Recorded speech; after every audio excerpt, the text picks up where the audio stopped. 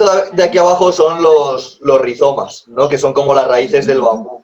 Ahora os enseño la comparativa de un árbol y de cómo es la del bambú. El rizoma, en muchas partes de Asia se come. Y entonces, empezando desde la raíz, pues ya estás aprovechando la planta, ¿no? Esta es la parte basal del bambú. Siempre va a ser más ancho desde el piso. Tiene como una forma cónica, de alguna manera. Entonces, también cuando lo seleccionas tienes que tener en cuenta eso. Normalmente te fijas a la altura de tus ojos, porque pues no cambia tanto el tamaño si hablamos de un bambú de 10 metros. Entonces, pues para seleccionar la medida que quieres, pues más o menos te fijas en la altura de tus ojos. Están los nudos y los entrenudos. Y luego las hojas culinares. Por ejemplo, los bambús que tienen más de 3 años, que ya son aptos para la construcción, les desaparecen las hojas culinares y le salen ramas. Entonces es otra manera de identificarlo, y también por el brillo del bambú. Cuando es joven brilla mucho, y cuando ya está listo para nosotros para construir, tiene como brilla, pero como si fuera de cera, no como si fuera de barniz. No sé si me entienden, es un poquito más opaco. Estos son los rizomas, y en comparación con un árbol, pues se van conectando. Entonces eso es por lo que se dice que puede llegar a ser una plaga. Los de la derecha no son invasivos, se quedan donde están.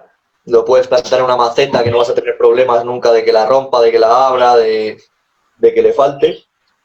Y pues los de la izquierda sí son los que se consideran plagas. Con respecto a la sostenibilidad, también el bambú genera un 30% más de oxígeno que los árboles. El crecimiento, como podéis ver aquí, también depende de la especie. Como os he dicho, hay algunos que llegan a crecer 1 metro, dependiendo de la época, dependiendo de muchas cosas. Entonces, la que más rápido crece en el mundo es de la familia de las gramíneas, y es como el pasto, por así decir. Voy un poquito con características teóricas. Pues miren, el bambú tiene alta resistencia en relación a su peso. Entonces permite hacer construcciones muy livianas. Entonces pues sirve mucho para terrenos muy blandos. Puedes hacer casas en ríos, o sea, tiene muchas ventajas para las construcciones livianas. Posee forma de tubo, y por sus refuerzos transversales, que son los nudos, pues le confiere gran resistencia a la tracción y a la compresión. Entonces, los tabiques también evitan que el bambú se doble. Luego, tienen gran flexibilidad, y entonces le confiere características antisísmicas frente a otros materiales, ¿no? Al ser flexible. Y en caso de que llegue a colapsar una estructura de bambú, un techo o una pared, pues su peso va a causar menos daño que cualquier otro tipo de pared. Luego, en comparación con la madera, pues ya hemos dicho que tardas de 3 a 5 años en cultivarlo. La madera tarda de 25 a 50 años. Entonces, pues en muchos lugares es considerada la madera de los pobres.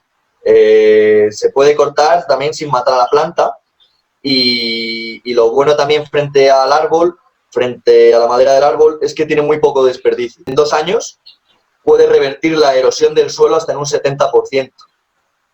Entonces es muy rápido para mejorar el suelo, porque los primeros 7 años el bambú, el esfuerzo que hace sobre todo es en los rizomas, en crecer para abajo. Entonces, para luego poder vivir y poder crecer y aguantar vientos, y entonces, pues como la naturaleza es sabia, lo primero que hace es anclarse. Retiene muchísima agua. Se dice que una hectárea de bambú puede retener 30.000 litros de agua. Entonces, pues para mejoramiento de suelos, para cuando se quema un bosque, reforestarlo rápidamente, recuperar el suelo. Las hojas del bambú tienen muchos nutrientes, entonces cuando caen al suelo lo mejoran y le dan muchísima consistencia, por así decirlo. El uso del bambú es tan amplio que se pueden hacer desde casas hasta comestibles, ¿no? En China, en Asia, es súper común que monten andamios como este. Hay edificios de 80 plantas que están hechos con andamios de bambú. con un sistema de amarres más que suficiente para aguantar todos los movimientos de las personas caminando por ahí. Se utiliza para hacer puentes, se utiliza para hacer casas, se pueden hacer suelos, techos, paredes, herramientas, bicicletas, utensilios como palillos, tapetes, cucharas, frascos. Este es un domo, por ejemplo, que hicieron aquí en México y con la misma esterilla del bambú, cortando el bambú con machete o con una herramienta especial para facilitar el trabajo, lo clavas sobre las varas de bambú y le haces un aplanado con tierra. Aquí es el mismo domo. Lo que suelen recomendar para este tipo de estructuras cuando se recubren con barro es que el techo, la cúspide, no la cubras con barro. Eso es lo que yo todavía no he cubierto ninguno con barro, pero pues me compartieron el tip y se lo comparto. Este es una manera de hacer el domo de bambú sin conectores, con amarres. Entonces esto sería una manera recíproca de trabajar. Mueves el punto de unión hacia un extremo y lo vas amarrando. Esto haciendo una maqueta se entiende perfectamente y sirve para muchas cosas. Desde el puente de Da Vinci hasta este tipo de estructuras son muy buenas. Gafas, instrumentos musicales. Esto es bambú laminado. Pues se corta el bambú, se prensa, se junta con resinas, se cepilla y pues puedes hacer de todo. Suelos, paredes, muebles, y pues es otro tipo de acabado, no es tan ecológico, por así decirlo, porque lleva muchísima resina, pero bueno, pues son las posibilidades que ofrece el laminado. Hay varias maneras de trabajar el bambú. Existe la boca de pez, que apoya las varas sobre otras, y luego se refuerza con taquetes de bambú, taquetes de metal, le puedes meter varillas o espárragos de metal y luego reforzar con cemento. Puede ir amarrado. Hay como 4 o 5 formas, así por decirlo en general, de unir el bambú en bruto. Para doblar el bambú, a pesar de que este sea laminado, se utiliza fuego normalmente o calor. Cuando hablamos de esto se trabaja de una manera diferente, pero cuando hablamos de una vara de bambú y la quieres doblar, la atraviesas con una varilla de 12 milímetros en todo su largo y lo rellenas con tierra. Y con un soplete lo vas calentando de poquito a poquito para que intente ser uniforme por todos los lados y vas tirando. Mira, esto es lo que se come, por así decirlo. Hay muchas recetas en internet y es súper nutritivo y en Asia se come muchísimo. Yo lo he probado y está bueno, la verdad lo he probado con pollo y está bueno. No he conseguido la foto, pero vi un puente larguísimo. Esto es textil. Puedes hacer camisas, pañuelos, cortinas, puedes hacer un montón de cosas. Resistencia por kilo. El hormigón aguanta por centímetro cuadrado, según este estudio de Ingersoll Rand, 82 kilos por centímetro cuadrado. El acero, 1600. La madera, 76. Y el bambú, 102. La masa, la relación de resistencia, la elasticidad, el doble que la madera, más del doble de la madera, también casi más del doble que el hormigón, y la rigidez. Luego todo esto lo puedo compartir con vosotros. Comparativa de fuerzas características de diseño de bambú seco. Es muy importante saber que el bambú seco no se va a comportar igual que el bambú húmedo. Yo hice un domo con carrizo, que es un tipo de bambú que hay aquí en México, y lo hicimos verde y se partía muchísimo. Luego lo trabajamos ya seco y la resistencia era muchísimo más mayor y era muchísimo más flexible y no se partía. Entonces, pues esto es la flexión, la tracción y la compresión comparado con la madera. Entonces, excepto en compresión, que más o menos están parecidos, la madera lo supera un poquito, en flexión y tracción lo supera el bambú. Estas son pruebas de carga que se suelen hacer en obra para ver la resistencia del propio bambú que has agarrado tú de la misma mata, por así decirlo. Y esto también sirve para que el cliente y la gente que no que no crea, oye, voy a poder caminar por ahí, voy a poder caminar. Pues 1, 2, 3, por 4 son 12 sacos de 50 kilos. Entonces pues sí aguanta, ¿no? Luego, también hay ciertas cosas del bambú que tienen sus desventajas, ¿no? Entonces, tiene muy baja resistencia a los ataques biológicos, a los ataques de insectos, al fuego, a la lluvia y al sol directo. Entonces, para contrarrestar esas deficiencias, pues lo tienes que tratar, lo tienes que curar, y depende de dónde lo vayas a usar, le vas a dar un tratamiento, otro, depende de tu presupuesto, y también lo combinas con otros materiales. Entonces, pues cuando tú tapas el bambú con barro, pues ya lo estás protegiendo del sol, por ejemplo. Y no sabemos de la especie, si queremos hacer pruebas, si tenemos bambú en casa, si un amigo tiene, y queremos hacer pruebas, pues lo óptimo es que tenga de 3 a 5 años. Entonces el bambú crece como una mata. Lo más viejo del bambú, pues está dentro de la mata. Entonces va creciendo alrededor. Te tienes que fijar que la pared interior pues sea lo más gruesa posible. Y los nudos lo más próximo posible entre ellos, pues le va a conferir mucha más resistencia. Entonces, cuando nosotros, ahora ya voy a ir a cosechar el bambú. El corte se tiene que hacer con la luna si tú quieres que tu bambú sea el mejor, por así decirlo, ¿no? Entonces, cuando no hay luna, en la luna nueva o la luna menguante, pues las 3 últimas noches de esta, cuando hay más oscuridad, a las 4:30 de la mañana, sales a cortarlo. ¿Por qué? Porque, pues como casi todas las plantas, bueno, como todas las plantas, perdón, y las plantas de raíz, la luna atrae la savia como las mareas del mar, ¿no? Entonces, cuando hay luna llena, pues toda la savia sube y las plantas crecen. Cuando hay luna nueva, que no hay luna, toda la savia se va a la raíz y la raíz es lo que se pone a crecer. Entonces, a nosotros nos conviene cortarlo cuando la savia está en la raíz, por el hecho de que los animales, los bichitos, los bichos xilófagos y los insectos van a atacar a la planta donde más tengan donde comer. Entonces, pues aquí podemos ver luna nueva, cuando no hay luna, el agua abajo. Se mueve hacia abajo y se concentra en las raíces. Cuando va creciendo la luna, va creciendo. Cuando está la luna llena, pues la savia se concentra en la parte superior y crecen las frutas. Y entonces, pues es un ciclo. Es un ciclo, por así decirlo, y entonces sí es algo a tener muy en cuenta. Cuando cortamos el bambú, para poder dejar viva la planta, hay que cortar los bambús salteados.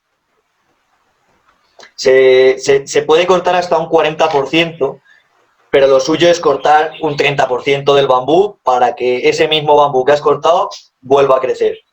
Se corta de una manera horizontal o incluso un poquito acostado, pero con la intención de que no se quede agua en el nudo, porque entonces lo pudre y no deja crecer la planta y bueno, pues estamos matando a la planta, nos estamos llevando el bambú, pero estamos matando a la planta. Entonces, desde el suelo se corta o en el primer nudo o en el segundo, mejor en el segundo para dejarlo con más fuerza. También en la época seca. Se recomienda mucho que sea en la época seca porque el nivel de almidón es más alto y también evitas riesgo de parásitos con el almidón. Bueno, aquí vemos, por ejemplo, las bases del bambú, se ve el nudo. El nudo hay que atravesarlo con una varilla. Con una varilla o con un taladro. Yo, por ejemplo, para hacer el domo, aunque lo atraviesan con una varilla de 12 milímetros, el conector que yo le meto, que es de 1 pulgada, a veces choca con el siguiente nudo. Entonces me tuve que fabricar una broca de 1 pulgada con una extensión de la misma medida que mi conector. Y entonces así entra el conector, te aseguras que entra el conector y ya el resto pues no te importa, ¿no? Importante del bambú, hay que limpiarlo. Antes de curarlo hay que limpiarlo para no contaminar el curado. Según el método lo vas a contaminar o no. O sea, hay distintos tipos de de curado, pero pues es muy bueno limpiarlo, ¿no? Métodos de curado. El más usado y el más económico, y que es muy bueno, es en la propia mata. Entonces, si tú tienes bambú, lo cortas, lo curas tú, es muy barato. Es muy barato tener bambú curado. Hay muchas empresas que se aprovechan y bueno, pues ahí está su beneficio, porque plantar una hectárea de bambú te puede costar $50. Sí, entonces pues hay que saberlo un poco para que no, como dicen aquí, te vean la cara y no te timen, porque pues si lo curas en la mata, lo protege muchísimo. Entonces, el curado en la mata, tú cortas el bambú, como hemos dicho antes, lo dejas vertical, apoyado en la mata, y lo aíslas del suelo encima de una piedra o encima de un plástico. Y lo dejas 4 semanas. Entonces, los azúcares del bambú hacen un trabajo espectacular y la misma planta lo protege de los bichos y queda curado, por así decirlo. Entonces, ese es muy económico, pero pues lo protege hasta cierto punto de distintas cosas. Depende del uso que le vayáis a dar, pues hay que curarlo de una manera u otra. Esta foto es de ahumado. Entonces, lo metes en un cuarto, haces una fogata con humo y cuando se llenen de hollín, ya está listo. Esa es la técnica. Yo no la he hecho, no os puedo contar mucho más. Luego también se cura con fuego. Entonces, o con una fogata, haces una fogata y a unos 30 centímetros de encima le vas dando vueltas, intenta ser lo más uniforme posible.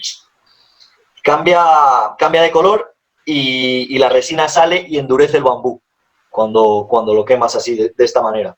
Si te pasas, le quitas características, porque como he dicho, no es muy resistente al fuego.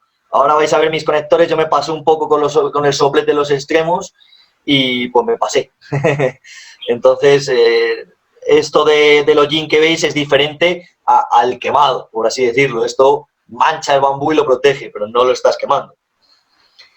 Luego hay otro método que se llama boucherie, que desplaza la savia. Entonces, lo conectas, te haces una especie de manguito, por así decirlo, con estos tubos que veis en las fotos. Hay información para hacerlo. Esto es totalmente casero con tubos de PVC. Lo conectas a un compresor y creo que usan 15 PSI, que significa la presión que le metes, que es como la presión atmosférica. Entonces, esa misma presión hace que se mueva la savia. Lo que le están inyectando en este caso es agua con un tratamiento, ¿vale? Entonces, este tratamiento puede ser el mismo que usamos en la inmersión. Llevas el bambú, lo llevas con cuidado después de haberlo cortado, y lo inundas de agua con un 15% de boro. Hay preservantes que, bueno, puede ser boro, puede ser ácido bórico y puede ser bórax. Eso es lo que se usa comúnmente. Entonces tú simplemente lo dejas así 4 días y ya lo has inmunizado de los bichos. Y esto es otro método que haces un taladro, le haces un taladro cerca del nudo y le inyectas directamente. Entonces, pues hay métodos, yo no he probado todos, eso me imagino que lleva mucho estudio detrás y pues ahí está. Ahora nos vamos a ir al secado. A la hora del secado tienden a partirse por los extremos. Entonces lo que se recomienda es que se les ponga un alambre en los extremos para que no parta. Nunca se deben de secar al sol porque hace que se quiebre y que se reseque el bambú. Entonces, si lo dejas en el exterior, es muy recomendable cubrirlo con una lona y darle una buena ventilación, porque mientras se seca, el bambú se va moviendo. Entonces, para que no se dañe, le dejas un espacio para que no se rayen unos a otros, por ejemplo.